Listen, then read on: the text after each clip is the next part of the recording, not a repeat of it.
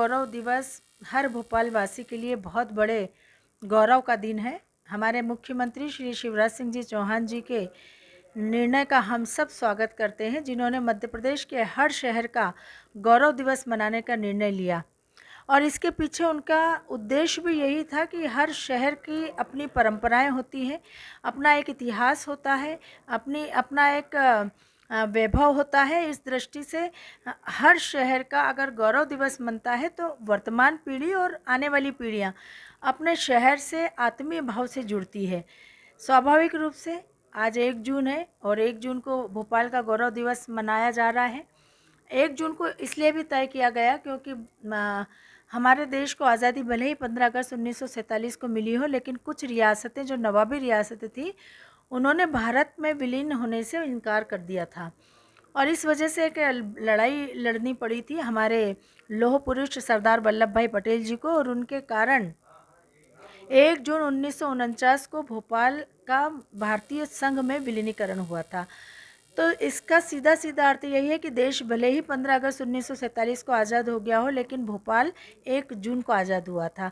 और इस दृष्टि से आज 1 जून को गौरव दिवस मनाना निश्चित रूप से हमारे लिए दोहरी खुशी का दिन है कि एक तो आज़ादी का हमारा दिन है और दूसरा आज हम अपने शहर के गौरव को हमेशा हमेशा के लिए विस्मरणीय रखने के लिए गौरव दिवस मना रहे हैं।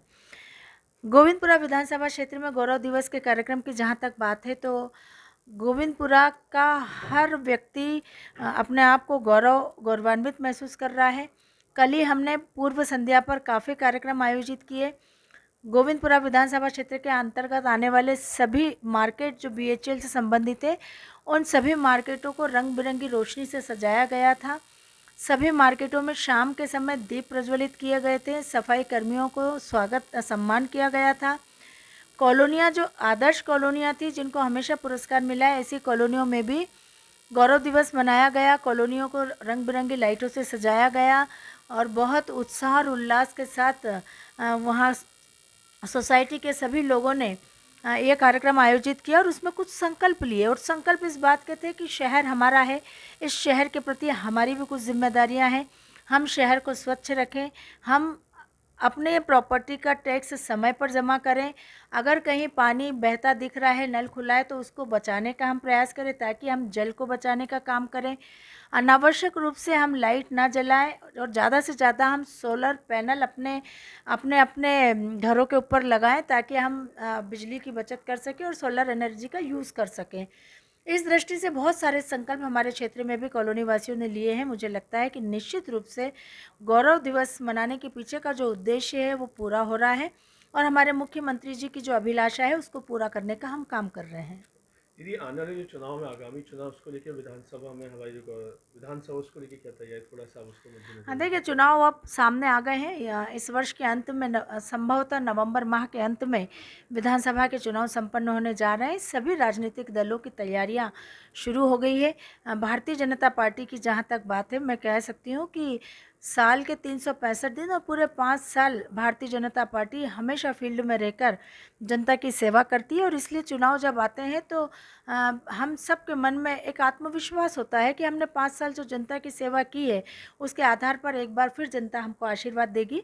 हम विनम्रता के साथ जनता के बीच में जाएंगे, हमारी उपलब्धियों को लेकर, हमारी सरकार की जन कल्याणकारी योजनाओं को लेकर, और उसके आधार पर हम लोगों का समर्थन और आशीर्वाद मांगेंगे। जी, इस बार बोला जा रहा है कि बीजेपी और कांग्रेस के में कांटे की टक्कर है, जो सिनेरियो चल रहा है, तो उसको लेकर हमारा इस बार क्या खास है जो हम कांग्रेस को इसमें हरा सकते हैं इस चुनाव में? ऐसा क्या देखिए, विशेष? कांग्रेस पार्टी की विश्वसनीयता जनता के बीच में अब पूरी तरह से समाप्त हो चुकी है और उसके पीछे कई सारे कारण हैं, क्योंकि सबको ये समझ में आ गया कि इस देश में आज़ादी के बाद लंबे समय तक कांग्रेस सरकारों को मौका देश की जनता ने दिया और जो अपेक्षा कांग्रेस से देश की जनता ने की थी, कांग्रेस उन अपेक्षाओं पर खरी नहीं उतरी। 75 साल जब आज़ादी के हमारे हो गए हैं और हम आज़ादी का अमृत वर्ष मना रहे हैं, ऐसे समय में इस देश की प्रदेश की जनता तुलनात्मक अध्ययन जब करती है तो वो पाती है कि 65 साल में कांग्रेस ने क्या किया और 9 साल में प्रधानमंत्री श्री नरेंद्र मोदी जी के नेतृत्व वाली सरकार ने क्या उपलब्धियां हासिल की। तो एक ज़मीन आसमान का अंतर दोनों सरकारों के बीच में दिखाई देता है कि मात्र 9 वर्ष की अवधि में ही, इतनी छोटी सी अवधि में ही प्रधानमंत्री श्री नरेंद्र मोदी जी के कुशल नेतृत्व में आज भारत किस प्रकार से निरंतर प्रगति के पथ पर अग्रसर होते हुए विश्व का सिरमौर देश बनने जा रहा है। और आज पूरे विश्व में भारत को एक नई पहचान दी जा रही है। हमारे प्रधानमंत्री जी आज विश्व के सर्वाधिक लोकप्रिय नेता कहलाने लगे हैं, जो हम सब के लिए निश्चित ही बहुत बड़े गर्व और गौरव की बात है।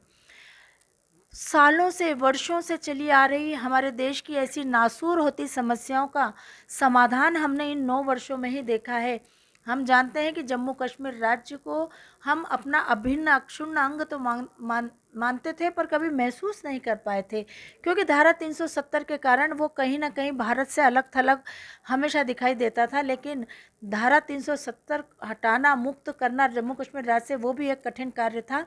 वो अगर करके देशवासियों को एक बहुत बड़ा तोहफा किसी ने दिया है तो प्रधानमंत्री जी के नेतृत्व वाली भारतीय जनता पार्टी की सरकार ने दिया।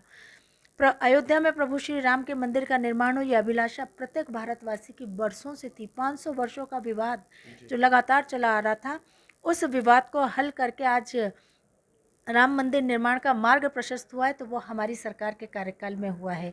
उसके साथ ही साथ चारों तरफ हो रही विकास और उसकी गूंज हमारे सबके कानों में सुनाई देने लगी है, लोगों को दिखने लगा है।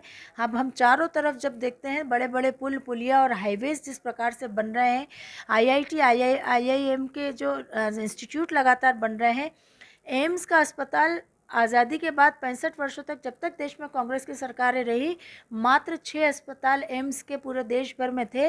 मात्र 9 वर्ष में हमारी सरकार ने 7 नए एम्स के अस्पताल बना दिए। तो आप सोच सकते हैं कि कितने बड़े स्तर पर काम हो रहा है।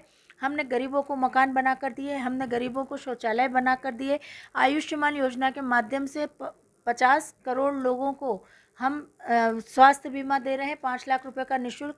अनेकों योजनाएं ऐसी थी जो सीधे गरीब के हृदय को छूती थी, जो गरीब के जीवन को छूती थी। आज गरीबों का जीवन बदला है, हर वर्ग विकास की मुख्य धारा से जुड़ा है। तो एक ज़मीन आसमान का अंतर कांग्रेस और भाजपा के बीच में लोगों को दिखाई दे रहा है।